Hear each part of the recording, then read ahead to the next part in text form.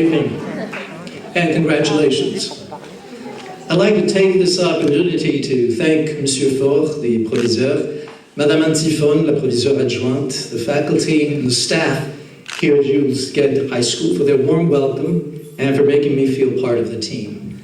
In particular, I'd like to thank the English department and most especially the students of this fine institution. Thank you.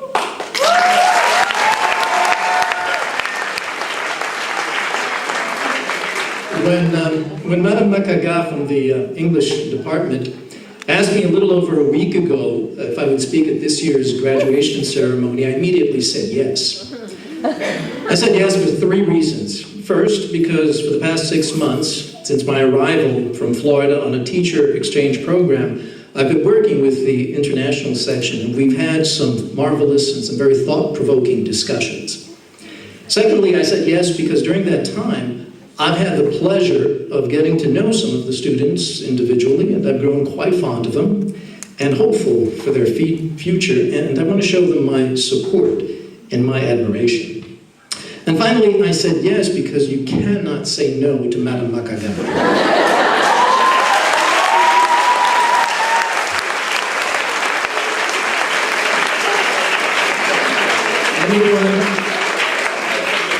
Anyone who knows her knows that she has the uncanny ability to make you do things that you would not ordinarily do.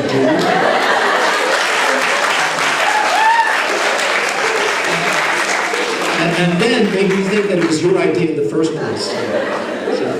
So this is just her way of teaching you, making you a better student, a better teacher, in my case, a better person all around. So thank you. So even though I was not the first choice or the second, as Madame Macaga unabashedly let me know, perhaps not even the third, I did, and I do have the necessary qualifications. I am a native speaker of English. So it is nevertheless an honor to address the graduating class of Jules Guesde High School. I'm so very glad I thought of it.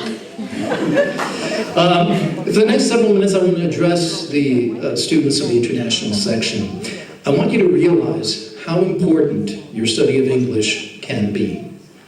And I want you to do that by challenging you to accept a particular task, a task that you are ideally suited for.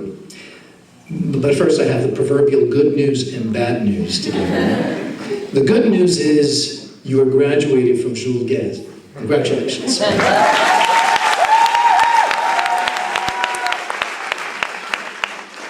The bad news is that you are graduating from Jules Guesde.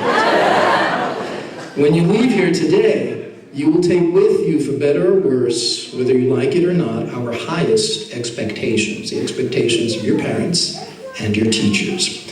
When you leave, you will face the harsh realities of the world we live in, realities that perhaps were spared you behind the comfort and security of academia. Now you will see and inevitably experience for yourselves, if you haven't already, the good, the bad, and the ugly. Be strong. Your years of study here at the lycée, with an emphasis on English language and literature, have prepared you for a life of opportunities that many in the world would envy. But these opportunities come at a cost. You have chosen a language that has become the lingua franca of art, science, business, and government. The world needs an international language, and it has chosen English to be that language. In that respect, you, every one of you, is now a de facto ambassador of communication, a cultural representative, if you will. You represent not only the English-speaking countries of the world, but also your native or adopted country. So this is your task. I challenge you to always strive to do good, persistently reject the bad, and discover beauty in what is so-called ugly. And you can do this with honesty, integrity, and truth. And then you turn around and you give it all back. It is the price you pay for the education that you have received here. You know how to do this because you have been equipped, you have been trained. The works of English literature that you've read and examined were, unbeknownst to you, pathways to progress, tools that would help you now and in your future endeavors. Malcolm X, the renowned human rights activist, said, "People don't realize how a man's whole life can be changed by one book." You have read more than one book. Let me remind you of some of them. When you reviewed and reflected on the letters or speeches of Martin Luther King Jr., you were shown how to combat evil and injustice in a provocatively peaceful way to obtain the most good. When you analyzed and scrutinized the tragedies of Shakespeare, you acknowledged the horrors that result from discrimination, greed, and jealousy. You knew it was bad, and you scorned it. When you plunged, perhaps, into Toni Morrison's The Bluest Eye, you were shocked by the ideal of beauty that a prejudiced society had imposed on a little black girl that made her wish to be someone other than who she was, and you refused to believe that she was ugly. When you debated the pros and cons of various issues, respectfully listening to the opposing views while staunchly defending your position, you were exercising logic and reason based on truths and facts. But be careful. As the poet laureate Maya Angelou, who by the way died last week at the age of 86, warned, there's a world of difference between truth and facts. Facts can obscure the truth. As you pursue your individual careers, no matter how humble, no matter how grand, whether in the public or in the private sector, your ability to speak more than one language, English being one of them, will be an invaluable asset.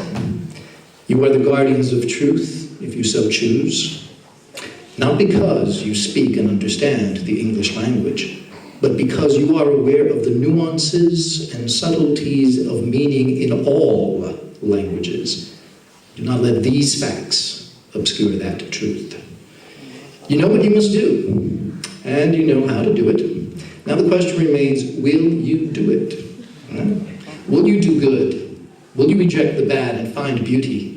And then perhaps most importantly, will you share it with the rest of the world with honesty, integrity, and truth, and not necessarily for profit, gain, or self-advancement? Okay. Do not answer now. Reflect on it. Ponder it. Let it sink in, because your answer is going to be important. I suggest you visit other countries. And as you travel, be a keen observer. Learn the culture, study the mannerisms. At corporate or political meetings, do individuals embrace? Do they shake hands? Do they bow to one another? Do they speak about family and friends first before going straight to the business at hand? Do they expect small gifts, okay, as tokens of appreciation, or might that be seen as a bribe? Can learn a few phrases of their native tongue, and even if the meeting is conducted in English. Depending on your chosen career path, you may be called upon by captains of industry or leaders of government to translate, interpret, or communicate ideas that may change the very fabric of our world, socially, economically, and politically. So every morning, ask yourselves those questions and answer them. And again, I don't want to know what your answer is, because I'll find out anyway. I'll know when and if I wake up many years from now, and I find that the world is a little more humane, a little less dangerous, and more beautiful than I could ever have imagined. I'll know how you answer to those questions. We will be separated by time and space, but I hope that in the twilight of my years, I'll remember to gratefully look back on this D-Day, Friday, June 6, 2014, to the graduating class of the international section of Jules Guest High School in Montpellier, France, and breathe a soft, elderly man's whisper of appreciation, which I will verbalize to you right now in case I forget. Thank you.